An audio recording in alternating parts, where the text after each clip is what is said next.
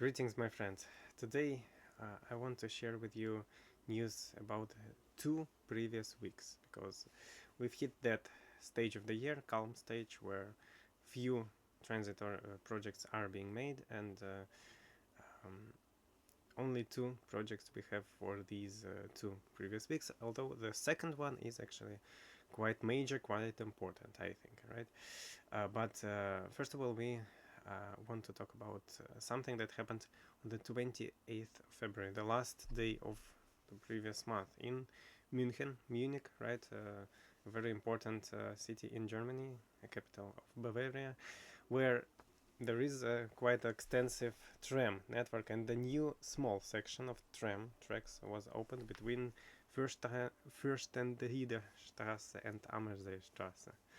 Um, Almost nailed it. This piece of track is now served by line 14, which is extended further south, and new tram expansion is planned, of course.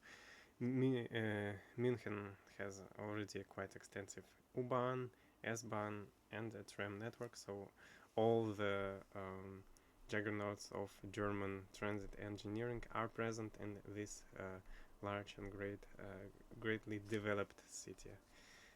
Very happy for Müncheners.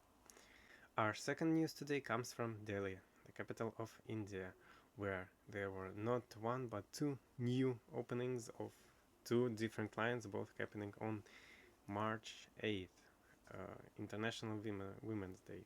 I congratulate all women in the transit sphere and outside of it also. The pink line of the Delhi Metro between Majlis Park and Babapur stations, and magenta line between Majlis Park and Dipali Chowk.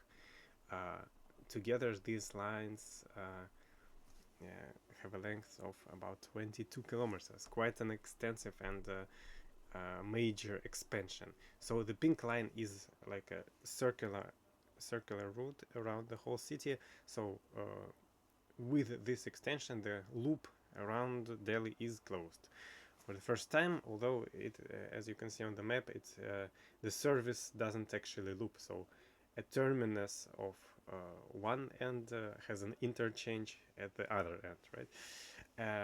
And the magenta line is also sort of a semi-loop service which intersects with the pink line at Majlis Park, and later there will be both like orbital routes, but one of them is closer to the city center, and then they switch, and one of them becomes the closer one, and another becomes the further one. So as you can see, Delhi is developing very rapidly. Of course, here in Europe we have small developments, and it's very important to make these small connections of tram tracks and expansions. But in India in general, and in Delhi in particular, you really see these large expansions because people don't really have enough capacity. They need as much trains, as much infrastructure as they need. So for city to develop, to grow, and of course to be more economically successful.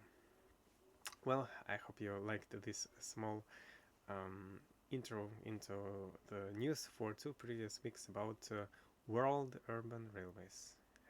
Thank you for your attention.